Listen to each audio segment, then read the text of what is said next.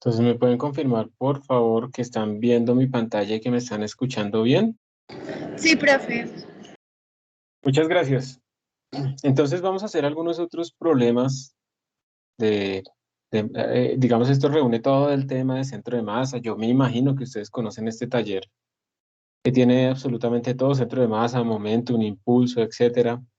Entonces, vamos a hacer algunas preguntas que de pronto les parezcan a ustedes como útiles. Empecemos si quieren, eso toca como por secciones y no podemos hacerlas todas. Recuerden que antes sacamos tiempo para hacer ejercicios y la idea es que explicarlos, pero eso implica que uno se demora más haciéndolos. Entonces, por eso vamos a ir como uno por sección y luego nos devolvemos. Digamos que de acá, de esto de calcular centro de masa, ¿cuál les parecería que quisieran hacer ustedes? Vamos a dejar acá, sí, en esta página. ¿Cuál les gustaría que hicieran? El 3, profe. El 3, listo. Vamos a añadir una página, sí, y lo voy a copiar. Entonces, el 3. A ver, vemos esto. Dice, la figura nos muestra una lámina de varias dimensiones, no es una lámina, ¿no? No sé exactamente qué traduce slab. Si alguien me ayuda, me puede decir. De varias dimensiones nos dan el de 1, nos dan el de 2, es tridimensional, nos dan el de 3. La mitad de esa pieza consiste de aluminio, que tiene esa densidad de 2,7 gramos por centímetro cúbico, y la otra mitad consiste de hierro.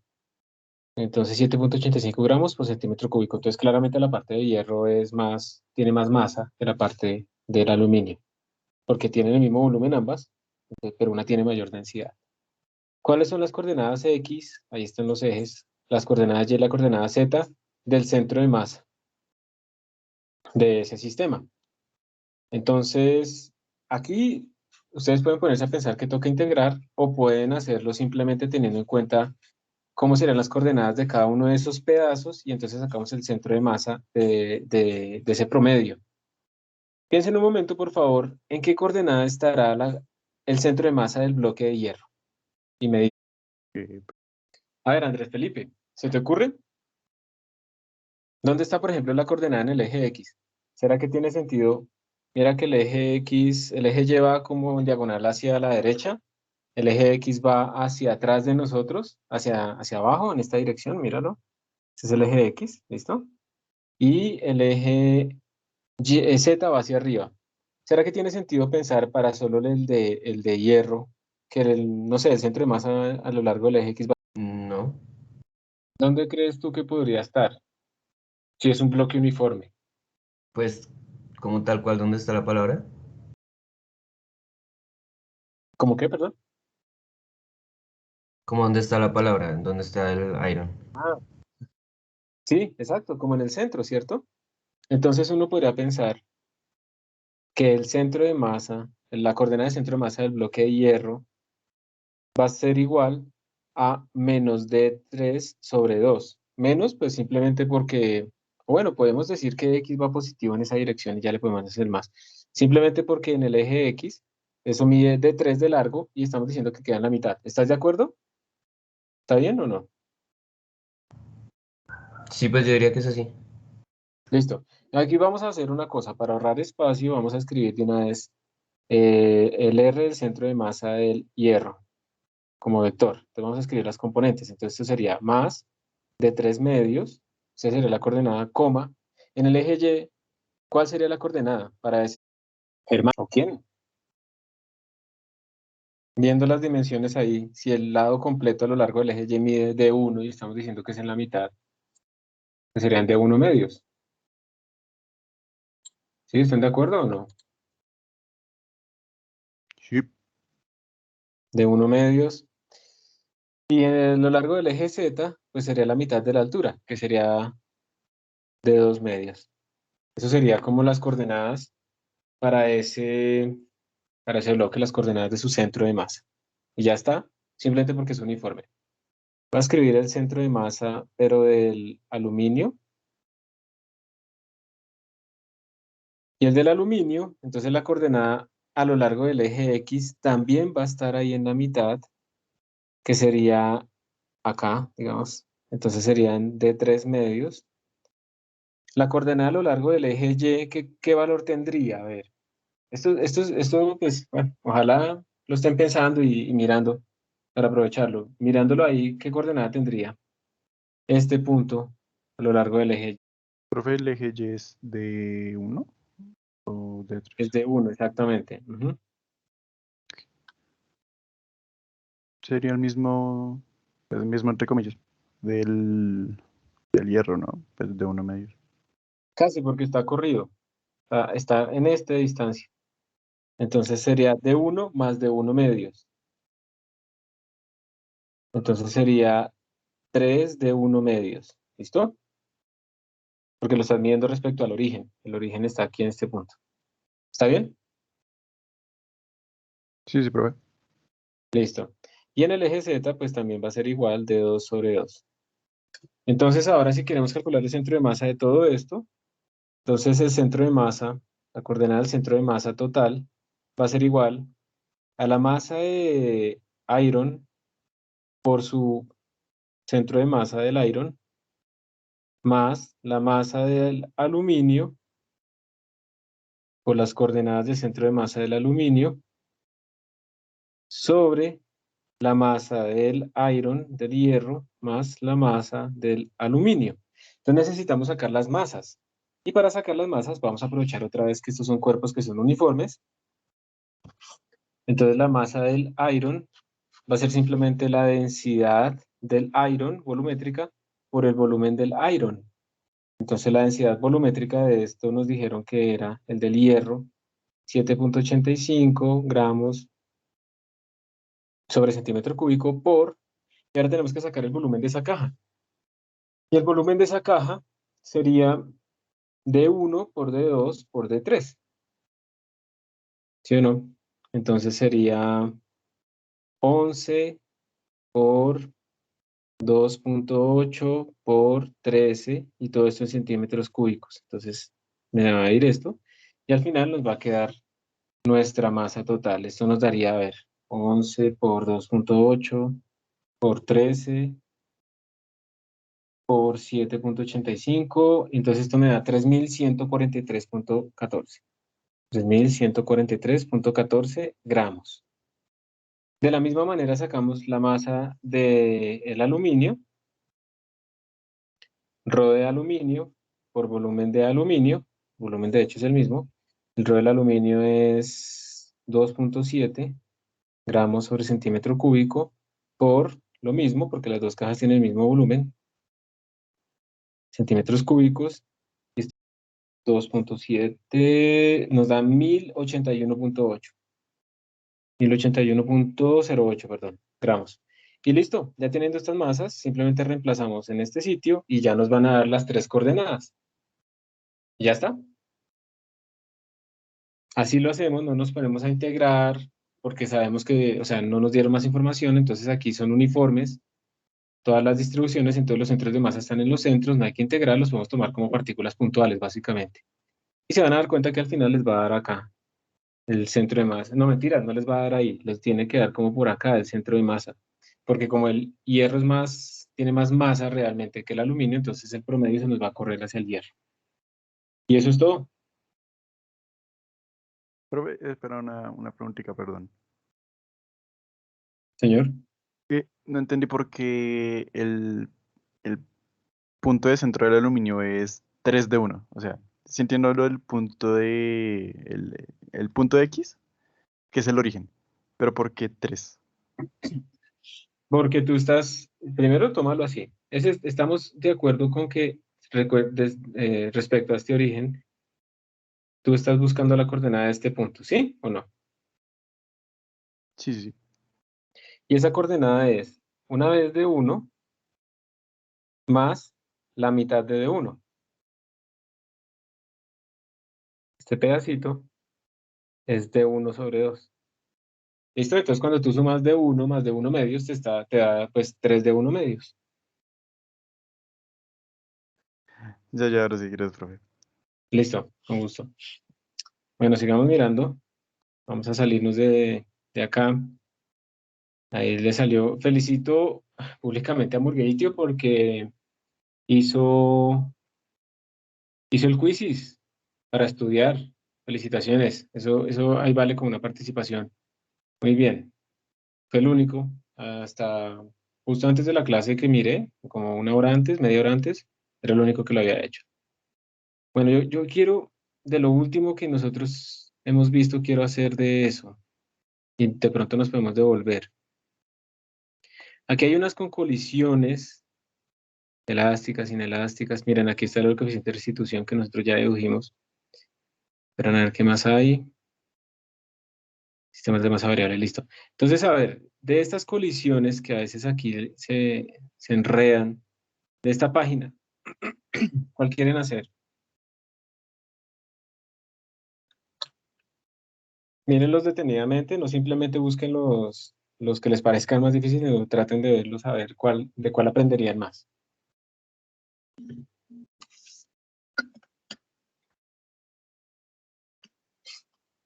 El 68. 68. ¿Listo? Vamos a ver si lo sé hacer. 68, por ahí está la respuesta. Vamos a crear una página y vamos a poner muy grande. Listo. Entonces dice, tenemos un bloque 1 de cierta masa que se desliza a lo largo de una rampa sin fricción desde una altura h igual a algo. Y entonces colisiona con un bloque que está estacionario que tiene otra masa, 2 veces m1. Después de la colisión, el bloque 2 se desliza entre una región que tiene un coeficiente de fricción cinética de 0.5 y llega al reposo a una distancia de dentro de esa región. ¿Cuál es el valor de esa distancia? Primero, si la colisión es elástica y segundo, si es completamente inelástica. Bien, entonces, ¿quieren que la hagamos completamente elástica o completamente inelástica? Elástica. Elástica, profe. Elástica, listo. Entonces tenemos que dividir este problema en varios pedazos. El primer pedazo, la primera etapa, es que él va a deslizar, ¿sí? Y va a llegar acá, y la primera etapa es justo antes de la colisión. Desliza y está a punto de chocar con M2. ¿Y por qué lo paro ahí? Porque digamos que en este punto yo quiero saber a qué velocidad va esta partícula 1, precisamente para poder después utilizar esa velocidad justo antes del choque y poder calcular con conservación del momento y conservación de la energía elástica, poder calcular las velocidades finales de esos dos bloques. ¿Listo? Entonces, por esa razón es que lo divido hasta ese punto. Entonces, esa es la primera parte. La segunda parte es la colisión. Ellos colisionan, ya tenemos esta velocidad con la que colisionó B1. B1 final en esta etapa es la B1 inicial en la etapa de la colisión. Vamos a suponer que la colisión ocurre muy rápido. Y entonces vamos a aplicar los conceptos de colisión. Y ahí en ese punto no hay fricción todavía. Y la tercera etapa, o sea, la pregunta acá es ¿cuánto vale este B1? La pregunta en esta etapa es ¿cuánto vale la velocidad de la partícula 2? Porque esa es la que se va a deslizar allá. Porque ustedes me dijeron que era la completamente elástica, entonces no quedan pegados. Y la tercera etapa es ya calcular cuánto es D. Esta velocidad con la que sale en la etapa 2 es la velocidad de entrada en la etapa 3. Entonces digamos que esta, sugiero yo, me parece a mí es la manera más fácil de hacerlo. Entonces arranquemos. Arranquemos con la etapa 1. Desliza, queremos calcular la velocidad justo antes de la colisión, esta velocidad de sub 1. Entonces conservación de la energía. Lo de siempre. Trabajo externo más trabajo no conservativo igual K final menos K inicial más U final menos U inicial. Solamente tenemos como energía gravitacional, energía potencial gravitacional, entonces solo escogemos pues ahí el nivel, no hay elástica, entonces pues esto es 0 porque no hay externas, esto es 0 porque no hay fricción en esa zona, entonces tendríamos simplemente 0 igual. K final es M1 por B1 al cuadrado sobre 2. Ese es el K final. El K inicial es 0 porque arranca desde el reposo, ¿cierto? From rest. Entonces menos 0. más el U final, gravitacional es 0 porque está en el nivel de referencia, menos el U inicial, que es M1 por G por H. Entonces de aquí ya nos salió todo. Tenemos M1 por G por H, lo voy a pasar a sumar a este lado. Es igual a M1, B1 al cuadrado sobre 2. M1 se me da con M1. Y miren que ya obtuvimos cuántos B1 de esta etapa. B1 es igual a raíz de 2 G1 por H. Y vamos a reemplazar 2 por 9.81 por H, que es 2.5. Y eso nos da un B1 en esta etapa. Y ustedes por favor confírmenlo también, háganlo. 2 por 9.81 por 2.5. Y le saco la raíz y me dio 7, básicamente, 7.00. Sí. Sí, señor, profe. Listo, gracias. En este punto, ¿estamos bien? ¿Hay alguna pregunta? ¿Están de acuerdo con lo que he hecho? Yup. No, que ninguna pregunta, profe. Ah, yo te entendí yo. Listo. Entonces ahora vamos al segundo punto. Entonces el segundo punto lo voy a hacer, la segunda etapa la voy a hacer en rosado. Entonces rosado.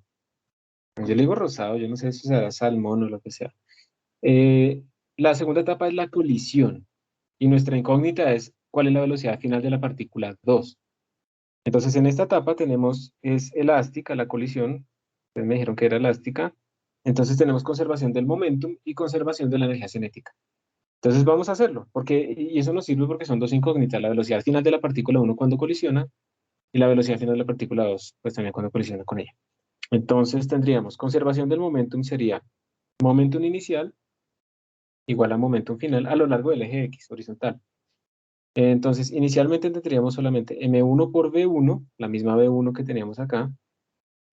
La otra está quieta, entonces no contribuye al momentum. Tiene que ser igual a M2 por B2. Este sí le puse un más porque yo sé que va hacia la derecha, pero los otros no conozco, entonces los voy a sumar y el signo aparecerá después. M2 por B2 más M1 por B1 final. No sabemos si B1 sigue hacia la derecha o rebote o qué pase. Y tenemos aquí dos incógnitas, esta y esta. Si quieren, metámosle valores a esto de una vez para que nos quede más claro. M1, ¿cuánto es que era? No nos dieron M1, ¿no? Entonces esto sería M1 por la velocidad 1. Profe, ¿M1 no es 2? No. ¿O sí? Espérate, mira. No, mira, de masa M1. Nos Ah, dijeron sí, era que disculpa. M2 era el doble. Entonces lo vamos a reemplazar, pero ya vas a ver para qué sirve eso. Entonces M2 lo reemplazo, sería 2M1 por B2, que yo no conozco cuánto es después del choque, más M1 por B1 final, que tampoco lo conozco. Entonces mira que como M1 se puede factorizar a ambos lados, esto me crea 2B2 más B1F, entonces se me va M1 con M1, y entonces al final esto ya con números me quedó 7 igual a 2B2 más B1F. Esa es una ecuación que tiene dos incógnitas, me falta otra ecuación. Entonces ya utilicé la conservación del momentum. Si la colisión es elástica, ¿qué me falta? La conservación de la energía cinética. Muy bien, gracias. Conservación de la energía cinética, entonces K inicial igual a K final. ¿Esto qué implica? M1 por B1 al cuadrado sobre 2 es igual a M1 por B1 final al cuadrado sobre 2 más M2 por B2 final al cuadrado sobre 2. Pongámosle números. Entonces esto sería M1 es M1, B1 es 7 al cuadrado sobre 2, igual a M1 por B1 final al cuadrado sobre 2, más, yo quería que ustedes dijeran completamente inelástica porque son menos ecuaciones, pero dijeron elástica, entonces tocó hacerla más larga. Esto sería 2M1, recuerden que M2 es el doble de M1, por eso lo reemplazo así, B2 final al cuadrado sobre 2. De nuevo puedo factorizar M1 a ambos lados, entonces M1 se me va a ir, y entonces al final esta cosa me quedó 49 sobre 2 igual, este es el primer número, B1 final al cuadrado sobre 2, más 2, B2 final al cuadrado sobre 2. Entonces estos dos también se van. Y entonces al final nuestra segunda ecuación es 49 igual a B1 final al cuadrado más 2, B2 final al cuadrado. Nosotros ya tenemos unas ecuaciones en las colisiones elásticas y las podríamos haber usado, pero estoy haciendo todo esto aquí desde cero. Ya tenemos dos ecuaciones con dos incógnitas. ¿Ustedes cómo resuelven esto? ¿Ustedes se ponen a hacerlo algebraicamente como aprendieron en álgebra o eso? ¿O los meten en un sistema GeoGebra, Wolfram? ¿Qué hacen? ¿Cómo lo resuelven? Sin volada. Pues, profe, si yo te soy honesto, yo lo hago todo a mano.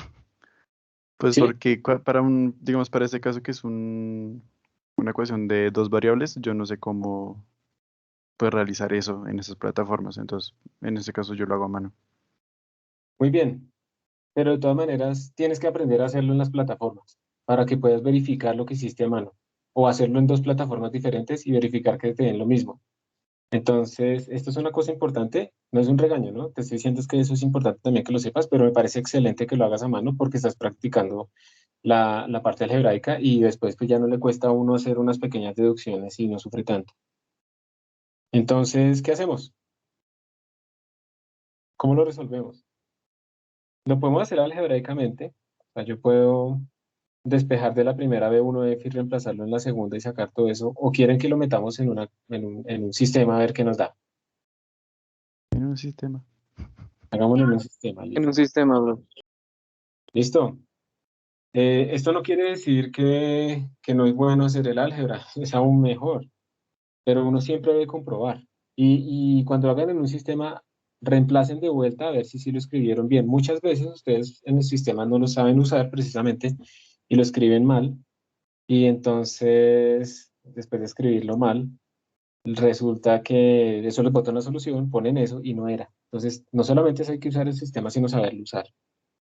Entonces, a ver, vamos a abrir un sistema de estos y aquí vamos a abrir un Wolfram Alpha, vamos a ver. Se le puede escribir cualquier burrada y él le arregla a uno las burradas que uno escribe. Vamos a ver si le puedo conectar a esto un teclado inalámbrico. Parece que sí, listo. Y le vamos a escribir la ecuación. Entonces, son dos ecuaciones. Entonces, una es 7 igual a 2x más y, coma. Y la otra es 49 igual a x al cuadrado, ¿será que sí me lo entiende? Más, espérense, lo estoy intercambiando, ¿cierto? En la primera sería, miren, este es uno de los errores. Yo voy a llamar x a b1f. Entonces esto sería y, y esto sería x. Simplemente para que x vaya con b1 y y vaya con b2. Entonces el otro será 49, sería tatatán, más 2 por y al cuadrado. Entonces miren que la de abajo como que sí entendió y yo lo estoy escribiendo dos ecuaciones y vamos a ver si él me lo resuelve. En GeoGebra se escribe lo mismo, pero uno también le tiene que indicar cuáles son las variables que uno está tratando de resolver. Entonces uno le dice x y y son las variables. Miren tan chévere. La primera ecuación, está muy moviendo el mouse. Miren que la primera ecuación es una línea recta, es esa recta que está ahí pintada. Y la segunda ecuación es una ecuación de una elipse, porque van las cosas al cuadrado. Entonces la elipse que está ahí pintada. Y las soluciones que nos salieron son esas dos intersecciones, la intersección entre la recta y la elipse. ¿Cuál de esas dos soluciones, sin mirar los valores, cuál de esas dos soluciones creen ustedes que es la que vale? ¿La que está arriba a la izquierda o la que está arriba, abajo a la derecha? Y por Vamos a ver los valores. Aquí están los valores. ¿Cuál de esas dos soluciones será?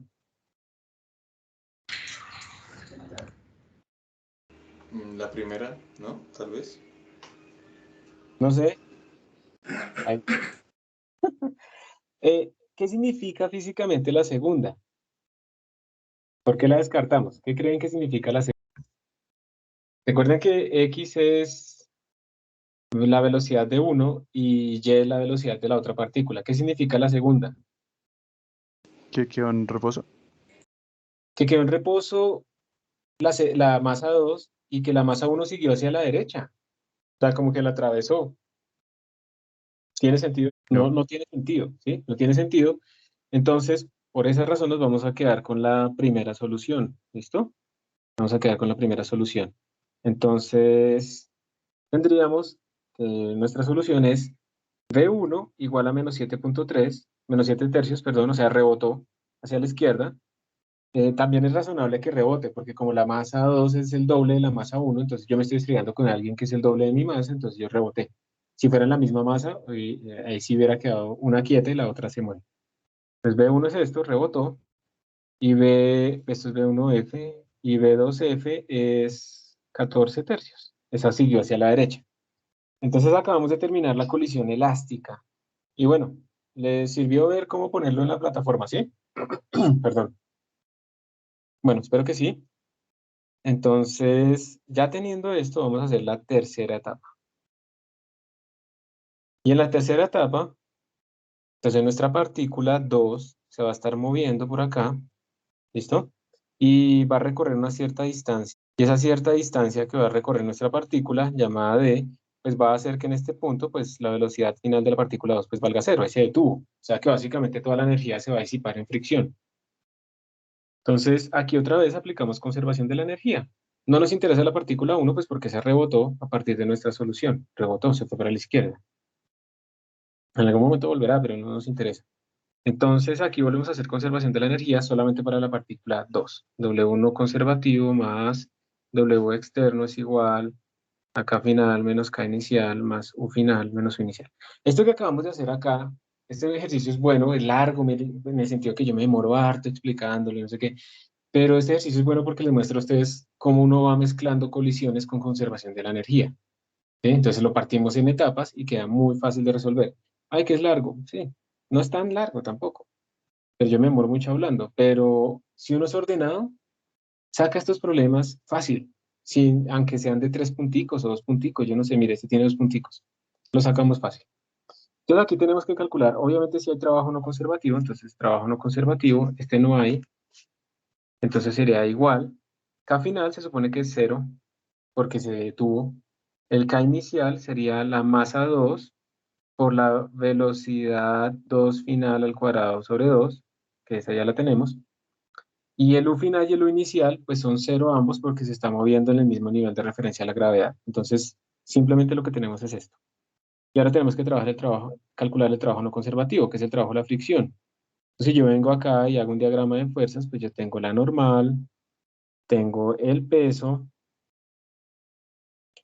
Sé que la normal es igual al peso porque no está acelerado en el eje vertical y tengo una fricción que va en esta dirección, que va a ser μk por la normal. Entonces, como es constante y como va en dirección contraria al desplazamiento, pues esto ya es sencillo. Eso nos daría simplemente menos la fuerza de fricción por la distancia d que recorrí. Eso me tiene que dar menos m2. Esos signos son muy importantes, p2 al cuadrado. Se me da este menos con este menos. Entonces tengo que la distancia d es igual a la masa 2 por la velocidad 2 al cuadrado sobre 2 y sobre la fuerza de fricción. Y la fuerza de fricción es μk por el peso, y el peso era m2g, y se nos fue la masa que no conocemos. Entonces finalmente nuestra distancia nos dio la b2f al cuadrado, esta, sobre 2 μk por g. Y pues reemplacemos. Esto sería 14 tercios al cuadrado sobre 2 por el μk es 0.5. Este ejercicio está buenísimo. Por 9.81. Como un ejercicio así típico de parcial. Final. Que reúne casi de todo. Faltaría ponerlo a rotar y ya. Entonces esto nos daría, vamos a ver. 14 tercios al cuadrado sobre 9.81. 2 por 0.5 es 1, entonces no importa. Me da 2.22. ¿A ustedes cuánto les dio? A mí me dio 2.24,5. Perdón, 24,5. Sí. Bueno, yo de pronto hice algo mal. ¿Si utilizaste 9.81? Sí. Sí, sí, sí, igual pues nos dio. Sí. Profe, a mí sí me da 2.219. 2.2199, pero bueno, exacto, coincidimos en las tres cifras significativas. Y listo, chicos, eso es un problema muy bueno porque reúne de todo y siempre los problemas en la vida Y en la física y en todo, la forma de resolverlos es partirlo en problemas más pequeños que sí podamos atacar. Entonces aquí teníamos colisiones, teníamos fricción, teníamos conservación de la energía, entonces lo que lo hicimos fue partirlo en pedazos que yo pueda resolver fácilmente. Primera etapa mientras deslizaba sin fricción, hasta justo antes de la colisión. Segunda etapa, la colisión, donde consideramos que ocurre instantáneamente, muy, muy corto el tiempo. Y entonces podemos aplicar los conceptos de conservación del momento, o sea, no hay impulso de fuerzas externas, básicamente. Y la tercera etapa es otra vez conservación de la energía para ver qué tanto recorre con una fricción deslizándose. ¿Alguna pregunta? Por mi parte no, profe. ¿Sí quedó claro? Sí, señor. Bueno, la forma de ver si sí les quedó claro es que ustedes lo hagan. O sea, tan pronto salgan de acá, cojan este problema y háganlo ustedes. Siéntense a hacerlo. Luego pueden mirar el video, pero se supone que ya podrían hacerlo. Se van a dar cuenta que se van a bloquear un poco, pero lo van a poder terminar. Si ustedes terminan este ejercicio y luego miran el video y les quedó bien y toda la cosa, ustedes ya entendieron. Pero si ustedes no lo hacen, si ustedes simplemente salen de la clase y ya, y van y bueno, van y miran el quiz que va a abrirse y ya, y no hacen ejercicios, no han entendido y no van a poder hacer las cosas bien. No han aprendido, mejor dicho, tienen que hacerlo. Entonces, ya que les quedó supuestamente claro, pues podrían hacerlo rápido, ordenado, pero van a darse cuenta que todavía hay detallitos que se les pasan. Pues esa es mi recomendación y mi consejo. Yo no creo que alcancemos a hacer más, ya son las 6:52. Pero digamos que pensemos un poquito, por ejemplo, ¿sí? Pensemos un poquito cómo sería este de el 64, que también tiene que ver con una colisión y con conservación de la energía. Eh, a ver, nos dice que tenemos una bala de acero, ¿sí? ¿Steel es acero? Sí. Que tiene esa masa de 0,5 kilogramos, que está atada a una cuerda que tiene 70 centímetros de largo y está fija en su lado más alejado. La bala se libera y en la parte de abajo golpea un bloque también de acero, pero 2,5 kilogramos, que inicialmente está en reposo en una superficie sin fricción. La colisión es elástica. Por ejemplo, este problema yo creo que lo incluí ya en el banco de preguntas, pero le puse fricción al piso después de que empieza a deslizarse el bloque rojo. Es muy parecido al que hicimos antes. Nos dicen aquí que la colisión es elástica, entonces nos dicen calcule la rapidez de la bola y la rapidez del bloque para ambos justo después de la colisión. Entonces, ¿en cuántas etapas ustedes dividirían este problema? Aquí, como está escrito. ¿En una sola? ¿O en dos? En dos. Dos, ¿cuáles? Antes de colisionar y después de la colisión. Perfecto, exacto. Entonces, antes de colisionar, ¿para qué me sirve a mí antes de colisionar? Antes de colisionar, yo sé que esta velocidad inicial vale cero, y antes de colisionar aplico conservación de la energía para saber esta velocidad de la partícula antes de la colisión. ¿Sí? Entonces, esa es mi primera etapa. La segunda etapa es la colisión. Y en la colisión, entonces voy a poder calcular las velocidades finales de cada una de ellas. Pero para eso necesito la influencia anterior, esta velocidad anterior. Entonces, así es que lo hacemos. ¿Sí? Ya que hay, básicamente todos estos problemas se hacen de esa manera. Por ejemplo, miren este 51. En este 51 miren que hay una bala que se disparó. Hay dos bloques que están sobre una superficie sin fricción. Miren que la bala atravesó al bloque 1, siguió y obviamente le imprimió una velocidad al bloque 1 y luego se incrustó en el bloque 2. ¿Listo? Entonces las colisiones a ustedes les están dando aquí varias informaciones. Se dispara horizontalmente, la bala pasa a través del bloque 1 y luego se, se, ah, bueno, se mete dentro del bloque 2, ¿listo? Nos dieron las masas de los bloques, nos dieron la masa de la bala. Nos dicen que después de esta dinámica, pues, la velocidad del bloque 1 es esta, la velocidad final, y la velocidad del bloque 2 es esta, ¿listo? Digamos, ignorando el material que se removió en el bloque 1 por la bala, encuentre la rapidez de la bala cuando deja, leaves and enters block 1. O sea, ¿cuánto es la velocidad 1 aquí de la bala? ¿Y cuánto es la velocidad? No le pongamos 1. velocidad de la bala 1 acá cuando está entrando y velocidad de la bala 2 aquí cuando ya salió. Eso es lo que nos están preguntando. Entonces, ¿ustedes cómo resolverán este problema? Entonces, tienen que ver cómo hacen eso, pero son colisiones que son inelásticas. Entonces, lo que uno puede empezar a hacer es que como esto me lo dieron y esta masa yo las tengo, ¿sí? Esta masa de la bala también la tengo, yo podría primero concentrarme en esta colisión solamente. ¿Listo? Entonces aquí tengo una incógnita que es esta velocidad de la bala, que es la con la que va a entrar acá, pero yo tengo el resto de cosas. Y es una colisión completamente inelástica. Entonces es muy fácil, aplico simplemente conservación del momento y ya está. Y con eso obtengo esta velocidad 2. Y luego sí me devuelvo esta dinámica. Y en esta dinámica también tengo una colisión que es inelástica, pero ya tengo la velocidad a la que salió, tengo la velocidad del bloque. Sé que al principio estaba en reposo ese bloque, y entonces me queda una sola incógnita para resolver también de la conservación del momento. Y se vuelve muy fácil. Entonces les recomiendo que lo revisen, que los traten de hacer, porque realmente estos problemas son sencillos, pero uno tiene que aprender a dividirlos en etapas. Y con esto terminamos nuestra clase del día de hoy. Espero que, no sé, hayan aprendido algo. Bueno, profe, gracias, hasta luego. Hasta luego, que estén muy bien todos. Hasta luego, profe, gracias. Chao, Gracias, que estén- profe. de nada, con gusto.